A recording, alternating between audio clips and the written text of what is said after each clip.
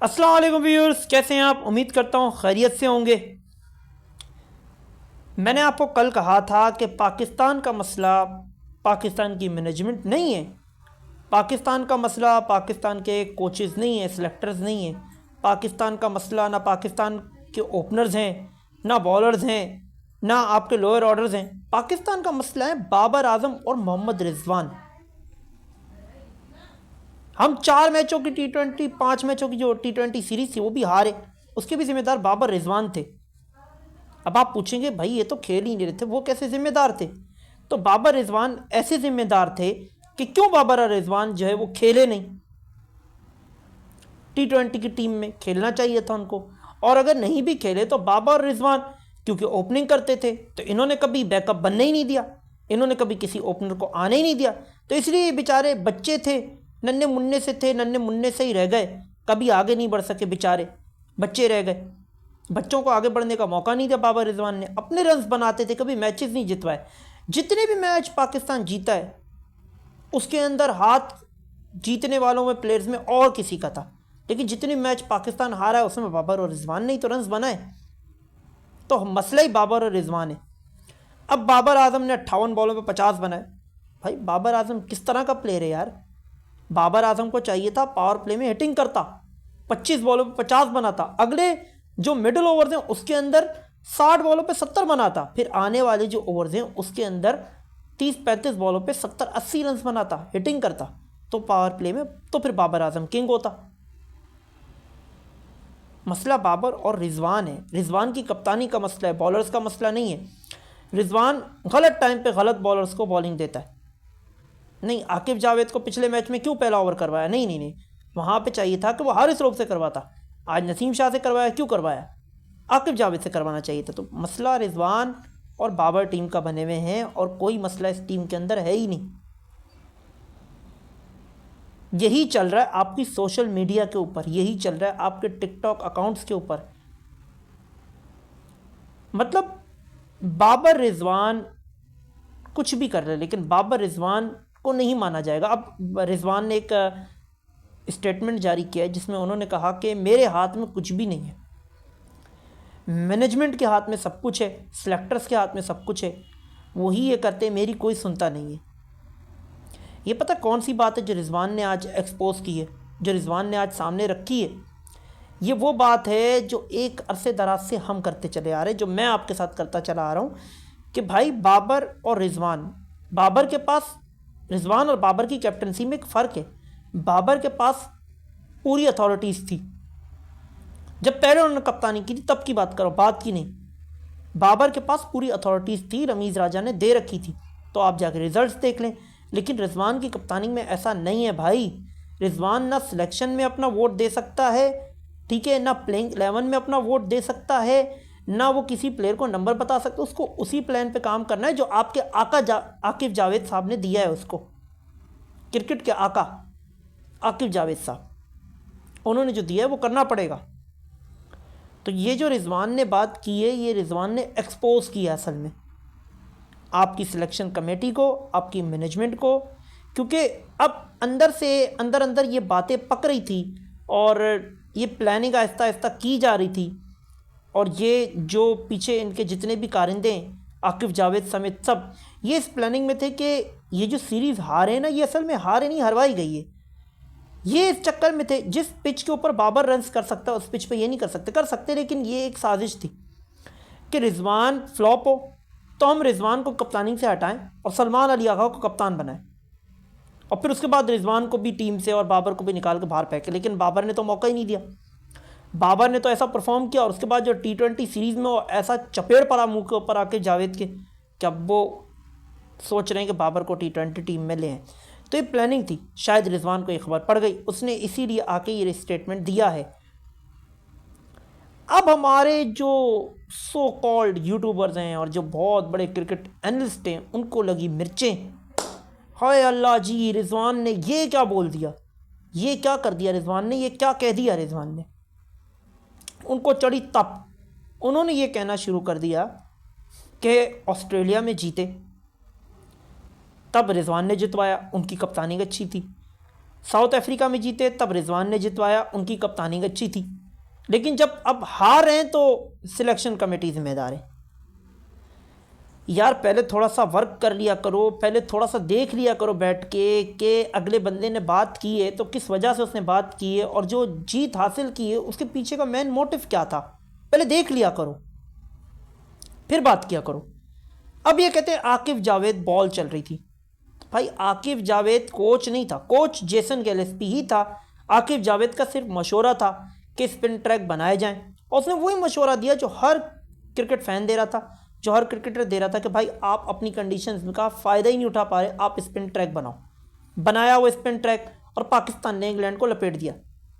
लेकिन उसी आकिब जावेद की कोचिंग में जब दोबारा से स्पिन ट्रैक बनाए गए तो क्योंकि वेस्ट इंडीज़ की टीम अब वो फास्ट बॉलर्स के मामले में उस तरह की नहीं है और वो स्पिन को अच्छा खेलते हैं, उनके पास भी अच्छे स्पिनर है, तो वो एक तो हार गए आपसे लेकिन दूसरे में उन्होंने आपको लपेट दिया, आपका स्पिन ट्रैक आपके ही गले पड़ गया।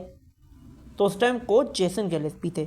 रही बात ऑस्ट्रेलिया में सीरीज जीतने की, तो ऑस्ट्रेलिया में भी आपके जो कोच कैरी क्रिस्टन थे वो रिज़ाइन कर गए थे, तो वहाँ पे ऑस्ट्रेलिया के अंदर जेसन गिलेस्पी को हंगामी बुनियाद के ऊपर यानी इमरजेंसी के अंदर उनको कोच लगाया गया था, तो वहाँ पे कोच जेसन गिलेस्पी थे। रही बात साउथ अफ्रीका की, भले वहाँ पे कोच आकिब जावेद ज़रूर था, लेकिन हाँ वहाँ पे एक चीज़ मानने वाली है कि जो प्लेइंग 11 आपकी ऑस्ट्रेलिया में खेली वही प्लेइंग 11 आपकी साउथ अफ्रीका में खेल रही थी, वही आपका स्क्वाड साउथ अफ्रीका में था। उसी स्क्वाड में साइम अयूब भी था और ये सारे परफॉर्म भी कर रहे थे। लेकिन जब चैंपियंस ट्रॉफी सर पे आने लगी तो आकिब जावेद की खोपड़ी घूमी कि ये रिजवान कैसे जीत रहा है यार, इसको गिराना है किसी तरह। उसने क्या किया, उसने एक पूरा प्लान तैयार किया, क्योंकि उसको कप्तान बनाना था सलमान अली आगा का। ठीक है, सलमान अली आगा को उसको कप्तान बनाना था, सही है ना। ये वो बहुत पहले से प्रोपेगेंडा करता रहा है चैनल्स के ऊपर बैठ के अपनी, आप जाके देखें यूट्यूब चैनल देख लें उसका आप, या आप जाके उसको मीडिया के ऊपर प्राइम मीडिया पे किसी भी चैनल के ऊपर AIY न्यूज़ वगैरह जहाँ भी वो आया, उसने हमेशा ये कहा बाबर और रिजवान को मैं किसी क्लब की टीम में भी ना रखूँ। तो ये तो उसके बॉक्स का कीड़ा जो है वो पहले से दिल में था, तो उसने प्लान किया। साइम अयूब ऑटोमेटिकली रिडार से बाहर हो गए थे। साइम अयूब को क्या ज़रूरत थी वो 2 टेस्ट मैचेस खिलवाने की, लेकिन खिलाए गए।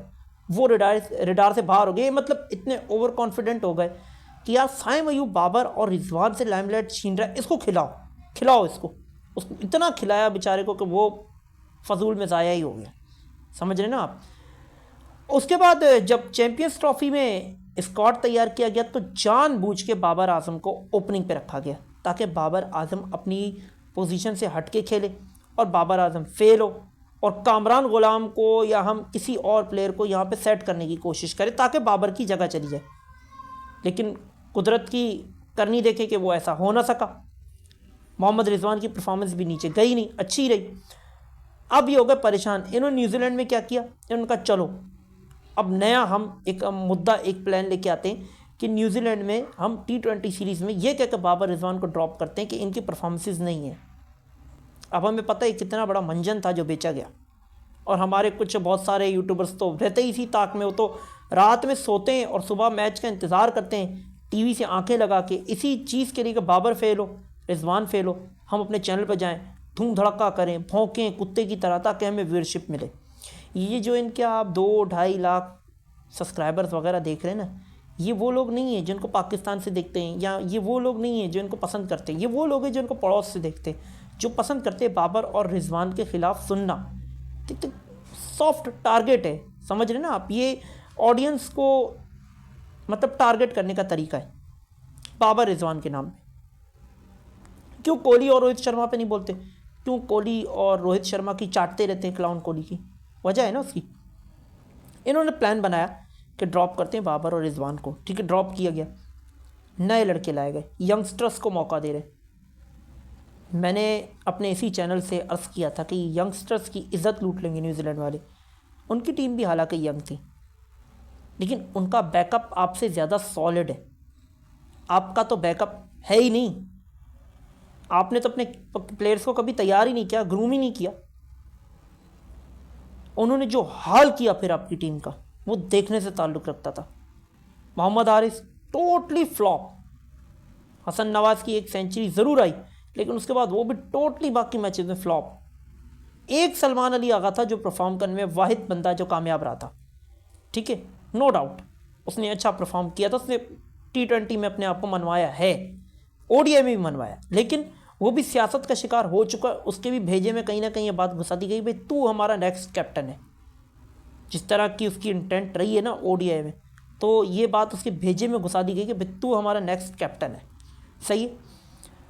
अब ODI में बाबर रिजवान जो है वो खेल रहे थे। अब आकिब जावेद ने सोचा यार अगर हम T20 सीरीज़ हार गए और ये ODI सीरीज़ जीत गए ये बाबर रिजवान, तो ये तो बड़ा मसला हो जाएगा, ये तो हमारे लिए बड़ी प्रॉब्लम हो जाएगी कि यार देखो नए लड़के थे वो हार गए और रिजवान की कप्तानी में टीम जीत गई, हम यही तो कब से बोल रहे हैं, तो मेरे लिए तो मसला हो जाएगा। तो इसने नया प्लान तैयार किया कि रिजवान को भी क्यों ना क्यों हरवाया जाए, और वो कामयाब रहा उसमें।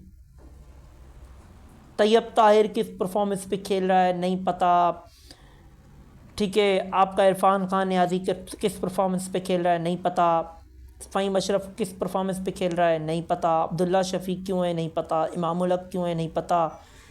उस्मान खान को एक मैच में ओपनिंग कराई गई, उस्मान खान ने परफॉर्म कर दिया, तो यहाँ पे भी अब आकिब जावेद को खटका हो गया कि उस्मान खान ने परफॉर्म कर दिया है, तो उस्मान खान को क्यों ना बाहर बिठा दिया जाए, ये बहाना बना के कि ये फिट नहीं है। लेकिन कुदरत का करिश्मा देखिए कि 2 मैचों में 2 ऐसे वाक़यात हो गए कि आकिब जावेद के तो समझ रहे ना पतलून ढीली हो गई कि भाई ये हो क्या गया। एक मैच में हारिस रऊफ़ की रिप्लेसमेंट पे नसीम शाह को आना पड़ा, और नसीम शाह की फ़िटनेस कितनी ख़राब थी वो हमने देख ही लिया, जो कह रहे थे फिट नहीं है मैच के लिए, ठीक है, जानबूझ के ड्रॉप किया गया क्योंकि नसीम शाह बॉलिंग अच्छी कर रहा था। उसके बाद उस्मान खान को भी इसी तरह बाहर किया गया, लेकिन उस्मान खान का भी यही हुआ कि इमामुल हक को लग गई तो वो आ गया।